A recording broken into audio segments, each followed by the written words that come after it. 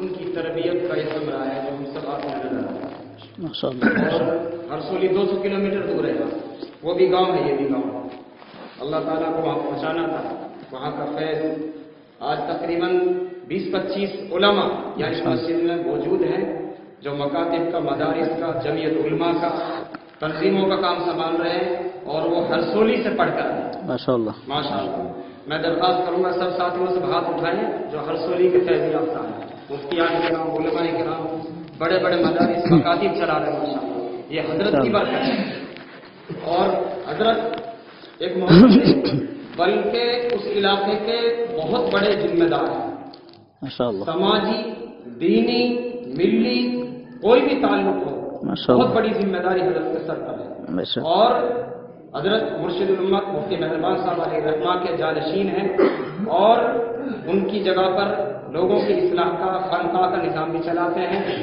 اور تقریباً جنگلات، بہت بڑا ایک علاقہ ہے جنگلات کا، پہاڑوں کا، دہرادون، ہردوار کی طرف.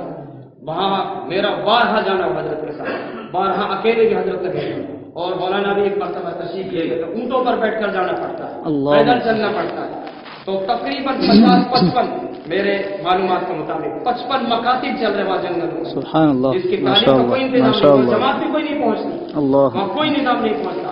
حضرت کی نگرانی 55 مکاتب، 55 آدمی کام کر رہے ہیں. اسی طریقے سے درجنوں مدارس کے حضرت سرپرست بھی ہیں. اور خود مدرسے میں تقریباً 1000 آدمی جو طلبہ پڑھ رہے ہیں، اوپر 20-40 آدمیوں کا عملہ ہے. اور آپ نے سنا ہوگا مظفر نگر کے فسادات ہوئے، کتنے لوگ بے گھر، گاؤں کے گاؤں تباہ ہو گئے، لوگوں کو کاٹ دیا گیا، ان کے گھر اجڑ گئے، بے سہارا ہو گئے. مدرسے کے اندر ان کو پناہ دی گئی، ان کے کھانے کا، پینے کا انتظام. آپ اندازہ لگاؤ 500 آدمی، 500 گھر ایک جگہ کرا کر بچ جائیں، ان کا سارا انتظام کرنا. پھر حضرت نے کی کوشش سے وہی مدرسے کے نزدیک جگہ تھی، بہت بڑی پنچایت کی، اس کو لیا گیا، پنچایت سے محنت کی گئی، پھر اس میں ان کو بسایا گیا. 70 گھر، 75 گھر، ہر 75 ہے. آپ لوگوں کو کتنے لوگ وہاں پر آباد ہیں؟ سب بھیگے رہے، سب گئے. یہاں تک کہ حضرت کے خلاف نوٹس اور جیل، لوگوں کا اور مقدمات، سارے لوگ سارے کام ہوئے.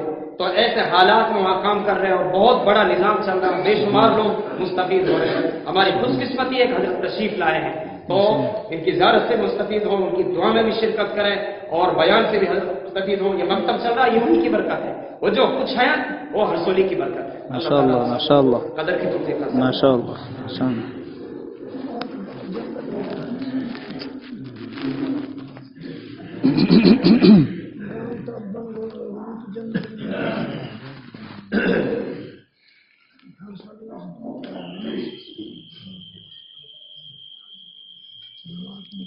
ماشاءاللہ.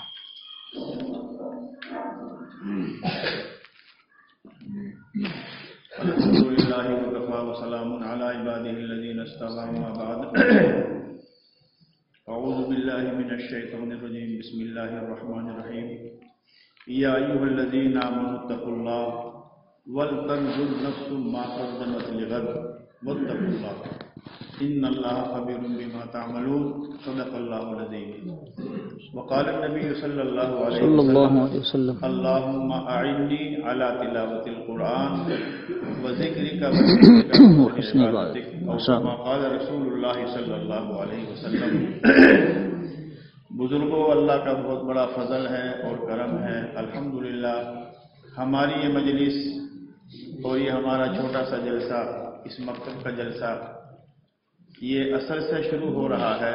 مولانا انوار صاحب، ان کی مولانا ارشد صاحب نے بھی ماشاءاللہ بتائی، بہت ساری خدمت بھی ہے، آپ سب لوگ متعارف بھی ہیں، اس کی تعارف کی ضرورت نہیں ہے. اثر کے بعد سے یہ نظام چل رہا ہے. بچوں کا پڑھنا بھی سنا، بچوں کی تلاوتیں بھی سنی، بچوں کی نظم بھی سنی، تقریر بھی سنی، بچوں کے بہت ساری چیزیں ہمارے سامنے آئی، آپ لوگ اس میں شریک رہے، آپ نے دیکھ لیا. یہ نظام چل رہا ہے. آخری میں یہ اختتام کو پہنچ رہا ہے. مختصر سی بات اس وقت عرض کرنی ہے، زیادہ باتوں کا وقت بھی نہیں ہے، اور بہت ساری لمبی چوڑی تقریر کی جائے اور اس سے کچھ ہمیں حاصل نہ ہو تو لمبی چوڑی تقریر کا کوئی فائدہ نہیں ہے. چھوٹی بات ہو، مختصر ہو، ہم اس کے مطابق عمل کریں تو چھوٹی بات بھی بہت بڑی ہے. بہت بڑی باتیں ہوں اور اس سے ہم کچھ حاصل نہ کریں تو بڑی بات بھی بڑی نہیں ہے.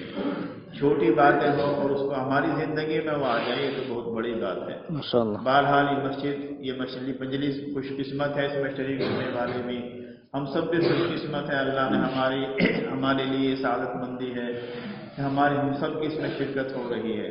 और हमारे बुजुर्ग मखदूम मुकर्रम हज़रत मुफ्ती रशीद अहमद साहब मुद्दजिल्लुहुल तशरीफ फरमाए, किस कदर ये हज़रत मुफ्ती साहब की हमारे पर इनायत है कि ऐसे ज़ौक़ में, बुजुर्गी में कमज़ोरी है, पीराना साली है, कितने सारे अमराज हैं, लेकिन इससे अंदाज़ा करो कि किस कदर ये उनकी हमारे ऊपर मेहरबानी है कि इन सारी चीज़ों के बावजूद तशरीफ़ लाए। मैं मौलाना अनवार साहब से भी कहा, मुफ्ती हुसैन साहब से भी कहा, दोस्त और भी कहा भाई हज़रत मुफ्ती साहब को थोड़ा सा आराम कराना चाहिए, लेकिन फरमा रहे कि उनका आराम यही है, वो जब तक तशरीफ़ रखेंगे और जब महसूस करेंगे तो फिर आराम के लिए तशरीफ़ ले जाएंगे। आप इनकी सेहत के लिए दुआ फरमाएं, अल्लाह इनका साया हमारे सरों पर देखता रखे। बहुत बड़े भाइयों बुजुर्गों का जब तक साया रहता है बहुत बड़ी अल्लाह की हिफाजत रहती है। आजकल बड़ों के साया को हम लोग कदर की निगाह से नहीं देखते और जैसे उनकी कदर होना चाहिए ऐसी कदर नहीं हम कर पाते हैं। हम सब के लिए सादतमंदी है, नेक बख्ती है। कई बातें सामने भी आई, हमारे मुफ्ती हुसैन साहब ने बताया माशाअल्लाह ये मकतब चल रहे हैं, अल्लाह कबूल फरमा रहे हैं। हज़रत शेखुल हिंद नव्वरल्लाहु मरक़दहु जब माल्टा साहब वापस आए, देवबंद पहुंचे, तो हज़रत ने बहुत सारी बातें फरमाने के बाद में फरमा भाई मैं एक बात का तहिया वहीं से कर आया हूँ। तो सब मुतवज्जे हो गए कि हज़रत बुढ़ापे में तजर्बे की बुनियाद पर कोई बात फरमा रहे हैं कि एक बात का मैं इरादा लेकर वहां से आया हूं, तो वो क्या है? सब मुतवज्जे हो गए। फरमा के मैं इरादा लेकर आया हूं कि हर बस्ती में, हर मोहल्ले में, हर मस्जिद में कुरान करीम का मकतब होना चाहिए। तो बुजुर्गों ने ये मेहनत की कि अल्लाह का फजल है आपके यहाँ भी ये मेहनत चल रही है। ये बहुत सारी बातें भाई कदर करने की जरूरत है, कदर की जाएगी तो अल्लाह ताला ऊपर पहुंचा देंगे। और बाद मर्तबा नाकदरी होती है और इन चीज़ों की तरफ ज़्यादा तवज्जो नहीं की जाती, तो भाइयों फिर ना अल्लाह का दीन मोहताज है, ना अल्लाह का नबी मोहताज है। हमें दीन सीखने की ज़रूरत है। हज़रत मौलाना नियाज़ साहब रहमतुल्लाह अलैह को अल्लाह गनी की रहमत फरमाए, क्या कुढ़न थी, क्या आपकी एक दर्द था और आपकी एक लगन थी कि किस अंदाज से मेहनत का ये सिलसिला किया। हमारे बुजुर्गों ने भी मकातिब के कायम करने में और मदारिस का जाल फैलाने में कितनी मेहनतें करना पड़ती है, अल्लाह के यहाँ रायगा नहीं जाती है। भाई यही काम करने के हैं। मुझे मुख्तसर से चंद बातें अर्ज करनी है। असल तो दुआ करेंगे, कुरान शरीफ की खत्म कुरान शरीफ की मजलिस है, अल्लाह का मुक़द्दस पाकीज़ा कुरान शरीफ थोड़ा सा भी पढ़ा जाए, जिस घर में पढ़ा जाता है, जिस इलाके में पढ़ा जाता है, जिस हिस्से में पढ़ा जाता है, अल्लाह ताला इस कुरान शरीफ की बरकत से माताज़ा बढ़ा देते हैं। अभी मौलाना अनवार साहब ने कई बातें बताई थी कि 5 किस्म के देखने पर अल्लाह की रहमत मुतवज्जह होती है। इसमें कुरान शरीफ का पढ़ना भी हम नहीं है, बहुत से हमारे भाई बड़ी उम्र के हैं, शुरू में नहीं पढ़ा है, अब भी पढ़ सकते हैं। अगर कोशिश करें तो कोई मुश्किल नहीं है। अल्हम्दुलिल्लाह हमारे मुफ्ती साहब ने भाई ये तो सब क्या ना कुछ तारीफ हो जाते हैं, कुछ मुबालगा हो जाता है, सब तो ये है कि मैं क्या हूँ, मैं कुछ जानता अल्लाह। और भाई हम सबको खुश कर रहे हैं, ज़ाते वाहिद को भी हम खुश कर रहे हैं कि नहीं कर रहे, अल्लाह देखना अल्लाह, सबको खुश कर रहे हैं। ये हो रहा वो हो रहा, वाह वाह जिस वाह वाह से तो भाई फायदा जब होगा जबकि हम अल्लाह के दरबार में हमारी खिदमत कबूल हो जाएगी। अल्लाह करे हमारी खिदमत कबूल हो जाए। हम सब दीन के लिए मेहनत करते हैं, अल्लाह की रजा के लिए काम करते हैं, अल्लाह के यहाँ कबूल हो गए। भाई छोटी खिदमत भी बड़ी खिदमत है, और भाई वहाँ कबूल ना हो तो बड़ी खिदमत भी कोई खिदमत नहीं है। अल्लाह हम सब की हिफाजत के फैसले फरमाए। बहुत करते रहना है और बहुत कुछ डरते रहना है। हमारे बुजुर्गों ने यही सिखाया कि भाई करते रहो और हमेशा डरते रहो। किस कदर डर होता है। हजरत अबू बकर सिद्दीक रज़ी अल्लाह अन्हु बिला शुबह इसमें कोई शक नहीं है, हमारा एतकादी मसला है। सरकार दो आलम सल्लल्लाहु अलैहि वसल्लम के बाद इस उम्मत में सबसे ऊंची अजमत वाला, फजीलत वाला और सबसे ज्यादा कुर्बानी देने वाला, मकाम मर्तबे वाला हजरत अबू बकर सिद्दीक रज़ी अल्लाह अन्हु, इसमें कोई शक नहीं है। हमारा एतकाद है, ये एतकादी मसला है। किस कदर खिदमतें की, सब कुछ शुरू से लेकर आखिर तक नबी करीम सल्लल्लाहु अलैहि वसल्लम पर, इस्लाम पर, शरीयत पर, दीन के कामों पर सब ही कुछ तो कुर्बान किया। کوئی ایسا کام ایسا موقع نہیں چھوڑا کہ جو قربان نہ کیا، کسی پہلو سے قربان، ہر پہلو سے قربانی دی ہے۔ لیکن کس قدر ڈرتے تھے، کس قدر خشیت تھی اللہ کی، اور جتنا اللہ کا تعلق بڑھتا چلا جاتا ہے اتنی ہی خشیت ہوتی چلی جاتی ہے۔ انما یخشی اللہ من عبادہ العلماء، ہم ظاہری الفاظ سیکھ لیں بہت کچھ، بھائی علامۃ الدہر بن جائے، مفسر بن جائے، محدث بن جائے، فقیہ بن جائے، لیکن اگر خشیت نہیں ہے، خشیت الہی نہیں ہے، تو بھائی یہ پڑھنا پڑھانا کچھ نہیں ہے۔ اللہ کا تعلق جبھی ملے گا جب اللہ کی خشیت ہمارے اندر آ جائے گی۔ اور یہ خشیت کا پتہ کیسے چلے گا ہمارے اندر خشیت ہے؟ خشیت کا پتہ ایسے چلے گا کہ اوامر پر مضبوطی سے عمل ہو، شریعت کی مکمل پابندی ہو، خلاف شرع چیزوں سے مکمل طریقے سے یعنی احتیاط اور پرہیز ہو، اتباع شریعت ہو، اتباع سنت ہو، جن کاموں کو شریعت نہ کرنے کے لیے کہا ہے وہ سارے کرنے ہیں، اور جن کاموں کو شریعت نے چھوڑنے کے لیے کہا وہ سارے چھوڑنے ہیں۔ یہ ہے خشیت۔ یہ نہیں کہ ہم کر بھی رہے ہیں، بھائی نماز بھی پڑھ رہے ہیں، روزہ بھی رکھ رہے ہیں، زکوٰۃ بھی دے رہے ہیں، حج بھی کر رہے ہیں، سارے کام، لیکن خلاف کام بہت سارا نہیں۔ ابھی خشیت نہیں، جب صحیح خشیت آ جائے گی تو اس وقت یہ منکرات سارے چھوٹ جائیں گے، اوامر پر مضبوطی سے عمل ہو جائے گا۔ بہرحال بات اس طرف چلے گئی۔ میں نے قرآن شریف کی ایک آیت پڑھی ہے اور بھائی ایک حدیث پڑھی ہے، اسی کے متعلق مختصر سی بات کرنی ہے۔ اللہ تعالیٰ کا اس امت پر بے شمار فضل ہے، بے شمار کرم ہے۔ نبی کریم صلی اللہ علیہ وسلم کی برکت سے اس یہ امت میں اللہ کے نزدیک بڑی پسندیدہ ہے، بڑی مقبول ہے، بڑی رحمت و نوازشات کے اس امت پر اللہ کی طرف سے کرم ہو رہا ہے۔ اس میں سب سے بڑا واسطہ ہمارے نبی سرکار دو عالم صلی اللہ علیہ وسلم ہے۔ اس امت کو اللہ نے بغیر واسطے کی خطاب کیا ہے۔ انبیاء صادقین نبی کریم صلی اللہ علیہ وسلم سے پہلے جتنے بھی نبی دنیا میں تشریف لائے ہیں ان سب پر اللہ کا حکم خاص ان کے لیے تو ہوتا تھا کہ تم میرے سے مانگو، تمہارے جو ضرورت ہو تم میرے سے کہو، لیکن ہر امتی سے خطاب ہو ایسا نہیں۔ نبی کریم صلی اللہ علیہ وسلم کی یہ خصوصیت ہے، اور آپ کی برکت سے امت کو یہ شرف ملا ہے کہ اس میں اللہ نے بغیر واسطے کی خطاب فرمایا، یا ایھا الذین آمنوا اتقوا اللہ، اے میرے ایمان والے بندو اب اکثر خوف اور خشیت پیدا کرو، خوف اور خشیت پیدا کرو، اتقوا اللہ، اللہ کا ڈر تمہارے اندر ہونا چاہیے، تقوی والی تمہاری زندگی بننا چاہیے۔ تقوی کہتے ہیں کہ خلاف شرع چیزوں کو چھوڑ دیا جائے، ایک ایک کر کے چھوڑ دیا جائے اور ایک ایک چیز پر عمل کیا جائے، اللہ کا ڈر ہو۔ یہ ڈر کیسا ہوگا؟ یہ ڈر اعمال صالحہ کرتے ہوئے بھی ہو اور اعمال سیئات سے بچتے ہوئے بھی ہو، دونوں میں ڈر ہونا چاہیے۔ ہم نماز پڑھ رہے ہیں، روزہ رکھ رہے ہیں، زکوٰۃ دے رہے ہیں، تلاوت کر رہے ہیں، ہمارا پڑھنے پڑھانے کا معمول ہے، ہمارے بہت سارے ساتھی، بہت سارے بھائی ماشاءاللہ مکتوبوں میں کام کر رہے ہیں، مسجدوں میں کام کر رہے ہیں، بڑے کام کر رہے ہیں۔ بھائیو ان سب کاموں کو کرتے ہوئے ہمیں ڈرنا ہے۔ نمازوں کی پابندی کر رہے ہیں تو نمازوں کی پابندی کرتے ہوئے بھی ڈرو، اوامر پر عمل ہو رہا ہے اس وقت بھی ڈرو۔ ڈرنا یہ ہے کہ پتہ نہیں ہمارا یہ نماز، ہماری یہ روزہ، ہماری یہ زکوٰۃ، ہمارے یہ نیک کام جتنے بھی ہم کریں اللہ کے دربار میں قبول ہو گئے کہ نہیں۔ یہ ڈر اور خشیت پیدا ہونے کی ضرورت ہے۔ بھائیو اللہ کی ذات تو مستغنی ہے، ہماری اس میں کوئی شک شبہ نہیں ہے کہ ہماری جتنی بھی عبادات ہیں، جتنے بھی ہمارے اعمال ہیں اور جو بھی کچھ ہم کر رہے ہیں شاید شان تو اللہ کی ہو ہی نہیں سکتی۔ ہماری اور آپ کی حیثیت تو کیا ہے؟ سرکار دو عالم صلی اللہ علیہ وسلم ارشاد فرماتے ہیں کہ جیسی اللہ کی شان ہے ایسی میرے سے عبادت نہیں ہوتی ہے۔ جب اللہ کے نبی یہ فرما رہے تو ہمارا تمہارا تو ہاں کس حال میں ہوگا۔ لیکن بہرحال جو بھی ہم کریں کرنے کے بعد مستغنی ہو کے بیٹھتے کہ ہم نے بہت کچھ کر لیا، نہیں، ایسا نہیں ہے۔ کرتے رہنا ہے اور ڈرتے رہنا ہے۔ اللہ نے اس آیت کے اندر 2 مرتبہ خشیت اتقوا اللہ کا لفظ فرمایا۔ ایک کے بارے میں مفسرین نے لکھا ہے کہ یہ اوامر کے بارے میں ہے، دوسرا قول ہے کہ دوسرے اتقوا اللہ سے اللہ نے یہ فرمایا کہ برا کام کرتے ہوئے تمہیں ضرور ڈرنا ہے۔ نڈر ہو کے زندگی گزرے گی نہیں ہے، نڈر ہو کے زندگی گزرے گی، کب کس کی پکڑ آ جائے کچھ پتہ نہیں ہے۔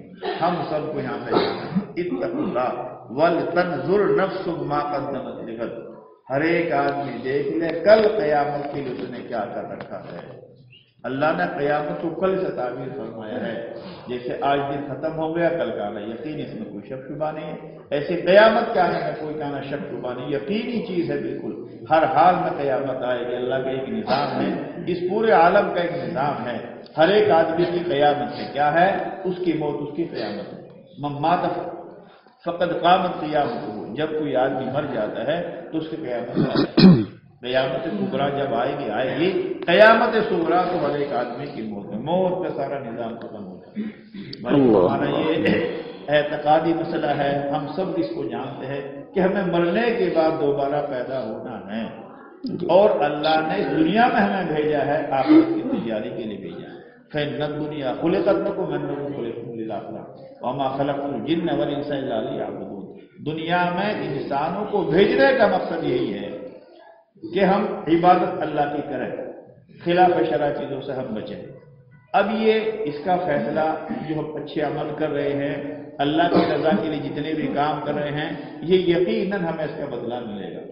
ابھی یہ دارالعمل ہے، اس کے بعد میں دارالجزا شروع ہوگا، اور دارالجزا کی ابتدا ہو جاتی ہے موت کے وقت۔ نبی کریم صلی اللہ علیہ وسلم نے اس کی طرف صحابہ کرام کو متوجہ فرمایا، اور آپ نے ان کی زندگی ایسی مضبوط بنا دی تھی، اور مرنے کے بعد دوبارہ زندہ ہونے پر قبر کی زندگی، برزخ کی زندگی، میدان محشر کی زندگی، اور اس کے بعد میں سوال جواب، اور میدان محشر میں کیا کیا مراحل ہونے، سب نبی کریم صلی اللہ علیہ وسلم نے اتنی وضاحت کے ساتھ صحابہ کرام کے سامنے ارشاد فرمائے کہ انہیں بالکل یقین ہو گیا۔ ان کا علم بالغیب اتنا مضبوط تھا کہ مشاہدے میں ان میں کوئی تبدیلی نہیں آتی۔ حضرت علی رضی اللہ عنہ ارشاد فرماتے ہیں کہ ہمارا علم بالغیب ایسا ہے کہ ہمیں مشاہدہ کرنے کی ضرورت نہیں ہے۔ ہمارے نبی سرکار دو عالم صلی اللہ علیہ وسلم نے جن چیزوں کی اطلاع دی ہے، مشاہدہ کرنے کے بعد ہمارے ایمان میں کوئی اضافہ نہیں۔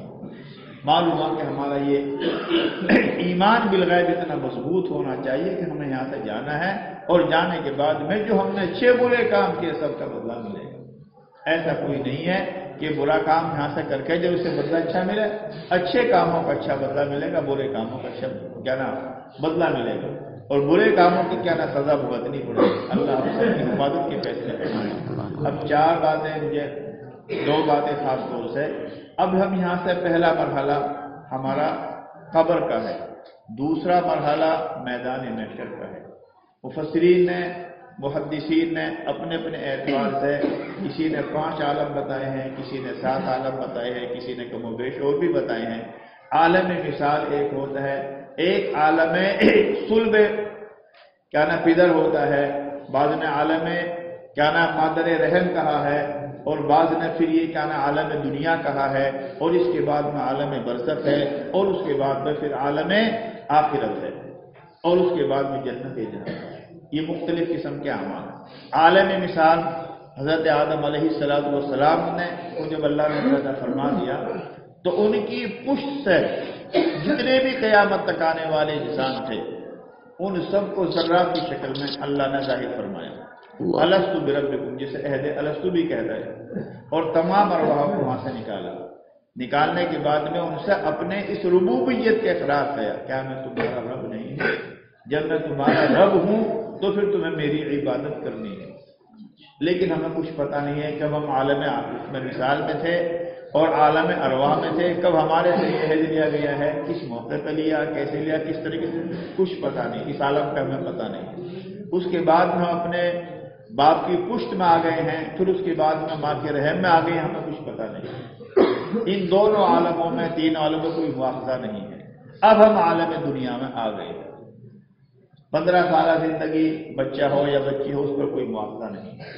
اچھے اعمال کریں گے تو ان کے ذمہ دار کو، مربیوں کو، اساتذہ کو، ماں باپ کو ان اچھے کاموں کا بدلہ دیا جاتا ہے۔ اگر بچہ نافرمانی کرتا ہے، غلط کام کرتا ہے، خلاف شرع کام کرتا ہے، برا کام کرتا ہے، اور مربی اس کی تربیت صحیح نہیں کر رہا ہے، بچہ غلط کام کر رہا ہے، وہ اس کو منع نہیں کرتا ہے، تو بچے سے تو کوئی مواخذہ نہیں ہوگا، لیکن مربی سے مواخذہ ہوگا، اس لیے کہ مربی نے اس کی تربیت میں سستی اور لاپرواہی کی ہے۔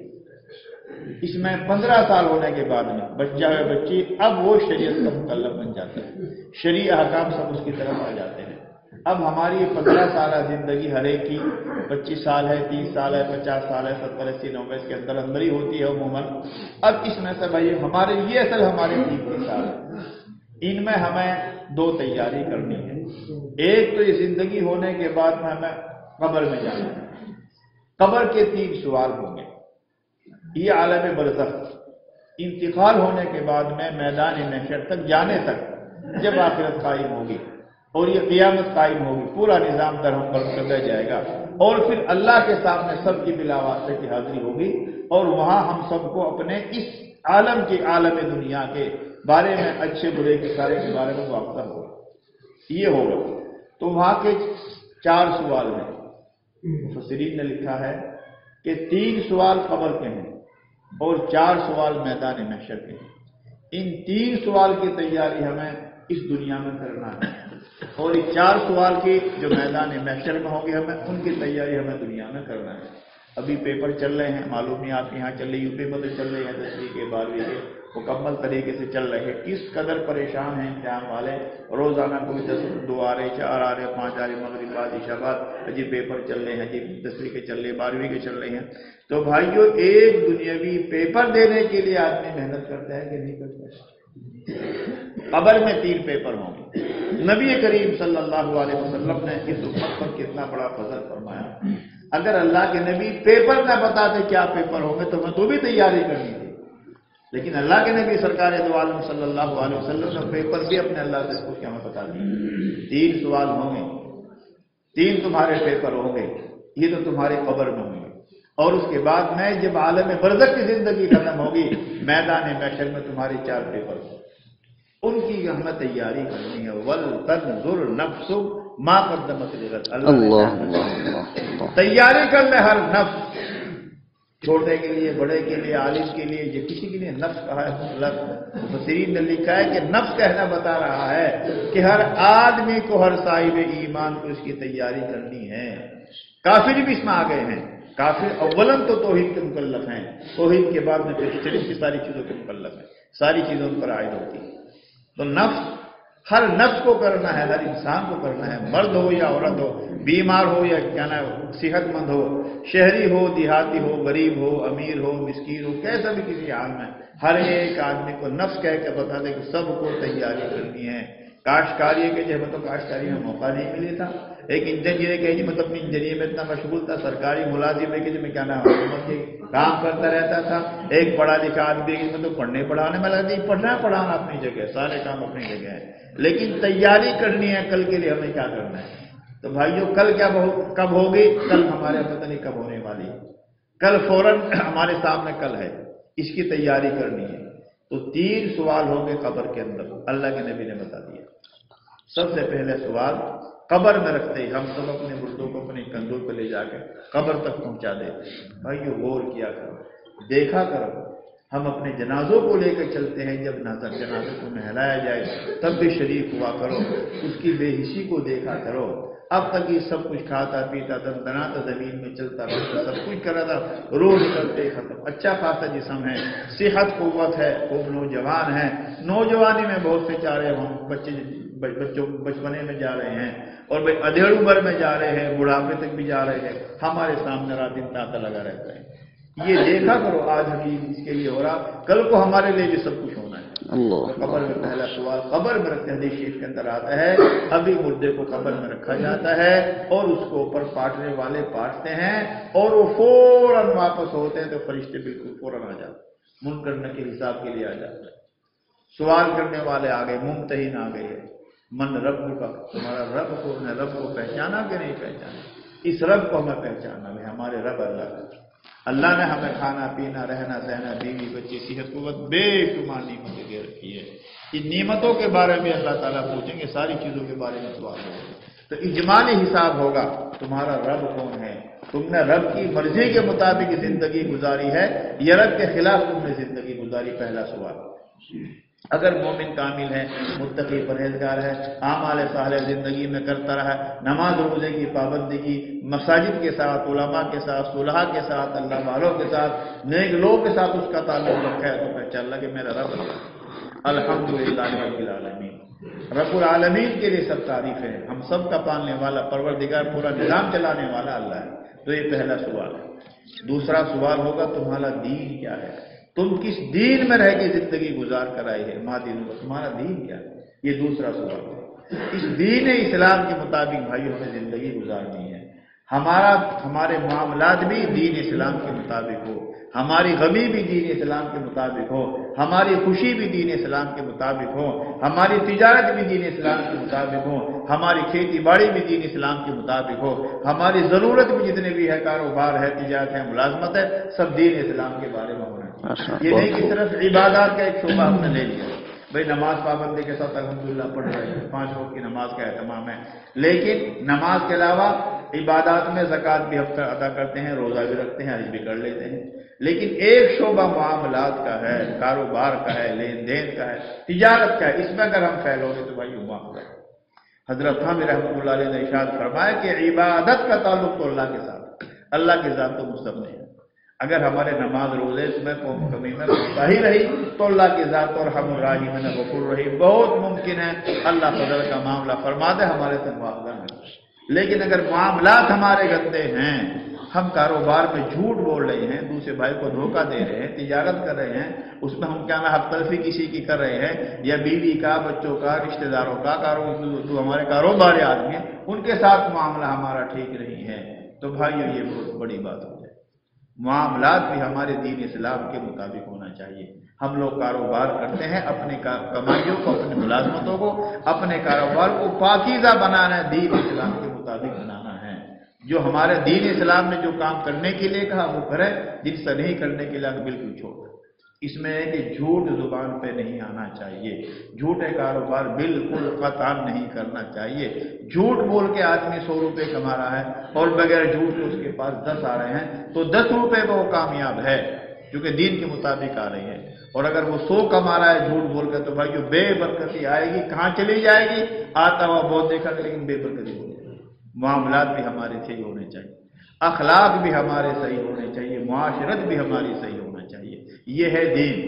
بہت سارے بیاہ شادی کا موقع آتا ہے تو بالکل دین کی کوئی ضرورت نہیں، اچھے خاصے نمازی ہیں، حاجی بھی ہیں، بہت سارا کام، لیکن جب ان کا معاملہ بیاہ شادی کا آتا ہے بالکل کتنی خرافاتیں ہماری شادیوں میں شامل ہو گئی ہیں، اس کی ہم ضرورت نہیں سمجھتے ہیں۔ مستورات کا اجتماع ہو رہا ہے، غیر محرموں کے ساتھ مخلوط ہو کے رہتے ہیں، شادیوں میں خوشی کا اظہار کر رہے ہیں، نمازیں صاف ہو رہے ہیں۔ تو ایک فریضے کے ادا کرنے کے لیے ہم کتنا کیا نہ بددینی کا کام کرتے ہیں۔ کامل دینداری جبھی آئے گی جن کے شریعت کے سارے شعبوں پر ہمارا عمل ہو، معاملات بھی ہمارے اچھے ہوں، معاشرت بھی ہماری اچھی، اخلاق بھی ہمارے اچھے ہوں۔ قوت برداشت بالکل ہماری ختم ہوتی جا رہی ہے۔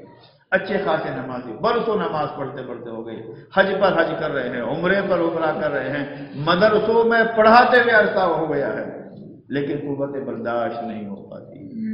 نبی کریم صلی اللہ علیہ وسلم نے قوت برداشت بھی ہمیں سکھائی ہے۔ کس قدر قوت برداشت، اللہ کے نبی سرکار دو عالم صلی اللہ علیہ وسلم اس کی تفصیل کا یہ موقع نہیں ہے۔ قوت برداشت ہونا چاہیے۔ اللہ کے نبی کی خدمت میں ایک مرتبہ ایک یہودی آیا، کسی کوئی معاملہ تھا، یہودی آنے کے بعد میں کچھ دور سے چل کر آیا تھا، تو وہ کام سے فارغ ہو گیا تو چلنے لگا، دیر ہو گئی۔ نبی کریم صلی اللہ علیہ وسلم دور سے آئے ہو، غیر مسلم ہے، یہودی اللہ کا، یہ اللہ کے نبی کے اخلاق غیروں کے ساتھ بے شمار واقع، ایک ہی نہیں ہزاروں واقعات ایسے ہیں، اس کا موقع نہیں ہے، صرف ایک واقعے سے اندازہ ہو جائے گا ہم اپنوں کے ساتھ کیا کرتے ہیں، ہمارے نبی غیروں کے ساتھ میں کیا کرتے ہیں۔ وہ یہودی آئے، جب فارغ ہونے لگا تو دیر ہو گئی، آپ نے فرمایا بھائی دیر ہو گئی ہے، تمہاری جگہ یہاں سے دور ہے، آپ ہمارے مہمان بنے اور ہمارے یہاں یہی قیام کریں، اور صبح کو جہاں تمہیں جانا چلے جائیں۔ اس یہودی نے کہا اللہ کا نبی بہت اچھا ہے، میں بھی یہی چاہ رہا تھا، لیکن میں ہمت نہیں کر رہا تھا آپ سے کہنے کی کہ بھائی مجھے اپنی جگہ کہیں آپ پر تکلیف، آپ بار نہ فرمائیں، بار نہیں ہوئی، آپ نے اچھا کھانا کھلانے کے بعد اس یہودی نے اتنا اچھا کھانا، کیونکہ اللہ کے نبی کا گھر کا کھانا تھا، برکت والا کھانا تھا، نورانی کھانا تھا، پاکیزہ کھانا تھا، اس نے بہت ہی تسلی کے لیے کھانا کھایا۔ کھانا کھانے کے بعد میں अब वो रात के वक्त में कुछ कुव्वत हज़म ऐसी रही कि तबीयत खराब हो गई, पेचिश लग गई, और पेचिश इतनी लगी कि उसका जो लिबास अल्लाह के नबी ने बिछाया था वो लिबास सारा खराब हो गया। अब उस यहूदी को शर्म आई कि अल्लाह के नबी ने मेरे साथ ऐसा मामला किया है, खिलाया पिलाया, मेरे लिए बिस्तरा दिया है, और अब ये बिस्तरा सारा नापाक हो गया है, गंदगी में मुलव्वस हो गया है, यहाँ कोई ऐसा इंतजाम नहीं, तो मैं किस मुंह से अल्लाह के नबी के साथ में जाऊंगा। इसलिए वो वहां से रात को निकल गए। कुछ देर आने के बाद, दूर जाने के बाद मुझे ख्याल आया कि मेरी तो एक कीमती चीज बिस्तर में रह गई है। उस कीमती चीज के साथ लेने के लिए वापस आया।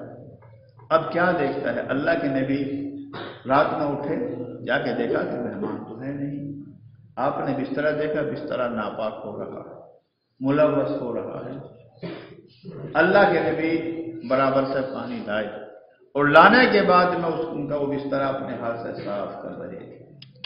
अल्लाह अकबर। यहूदी को ताज्जुब हुआ, अल्लाह सरकार दो आलम सल्लल्लाहु अलैहि वसल्लम कितने ऊंचे अखलाक वाला ये आदमी है, और कितने ऊंचा दर्जे का आदमी है कि मेरी गंदगी। चुनांचे जब यहूदी ने अल्लाह के नबी को देखा, और आने के बाद अल्लाह के नबी ने कुछ इरशाद नहीं फरमा भाई तुम कहाँ चले गए, मैं तुम्हें देखने के लिए आया था, तुम्हारी कोई जरूरत होती मैं तुम्हें देखने की, कोई नागवारी का कतई इजहार नहीं फरमाया, बिल्कुल इजहार नहीं। और आपने अपने दस्त मुबारक से उस यहूदी का गंदा जिस तरह था, ये नबी के हमारे अखलाक थे। हमने अखलाक बिल्कुल छोड़, आज घर घर में झगड़ा, जरा सी बात, पूरी जिंदगी बीवी खिदमत करती है, हमारे पड़ोसी रहते हैं, पड़ोसी की पड़ोसी से शर्म महफूज नहीं है, न मियाँ बीवी में बन रही है, अखलाक तुम्हारे खत्म, कुव्वत बर्दाश्त खत्म होती जा रही है। बड़ों छोटों में क्या ना कुव्वत बर्दाश्त नहीं, छोटे बड़ों की बर्दाश्त नहीं करते, बड़े छोटों पर शफकत का बर्ताव नहीं करते। तो बात बता में ये रहा था कि अखलाक भी हमारे नबी करीम सल्लल्लाहु अलैहि वसल्लम के दीन वाले होंगे। महज नमाज रोजे से भाइयों काम नहीं चलेगा, पूरी शरीयत पर अमल करना जरूरी है। दीन का जामे जभी होगा जबकि पूरी शरीयत पर मुकम्मल अमल होगा। तिजारत में शरीयत का क्या हुक्म है वो भी हमें देखना है, ज़राअत में क्या हुक्म है वो भी देखना है, गमी के मौके पर अल्लाह के नबी ने क्या फरमा हमें वो भी देखना है। आपका उसवा हसन हमारे लिए गमी के मौके पर क्या है, खुशी के मौके पर क्या है। तो ये है दीन, दीन की हर हर चीज हमें पूछ कर करना है। अब बाकी चीजें हमारे तो उस रस्म रिवाज में चली आ रही हैं, बहुत अरसा हो गया है, 2 साल 10 साल 20 बुढ़ापे तक हम पहुंच गए हैं, लेकिन जो रसूमात हैं खिलाफ शरअ को छोड़ने के लिए तैयार नहीं हो रहे। भाई ये दीन, इसके बारे में दीन अल्लाह पूछेगा, माँ दीन तुम्हारा दीन क्या, तुम्हारे नबी कौन है, नबी के बारे में पूछेगा। तुमने अपने नबी की सुन्नत को जिंदा किया कि नहीं किया। भाई ये 3 पेपर होंगे, ये खबर में होंगे हमारे 3 सवाल। इन जवाबों की हमें तैयारी दुनिया ही में करनी है। हम शरीयत सीखेंगे, शरीयत वालों के पास रहेंगे, शरीयत को अपने जिंदगी में लाएंगे, अपने बच्चों को हलाल हराम की तमीज बनाएंगे। ये तो हमारे अंदर आएगा तो ये सब सवाल के जवाब आसान हो जाएगा। जिस हाल में जीना है उसी हाल में मरना है। कमा तहयून तमूतून कमा तमूतून।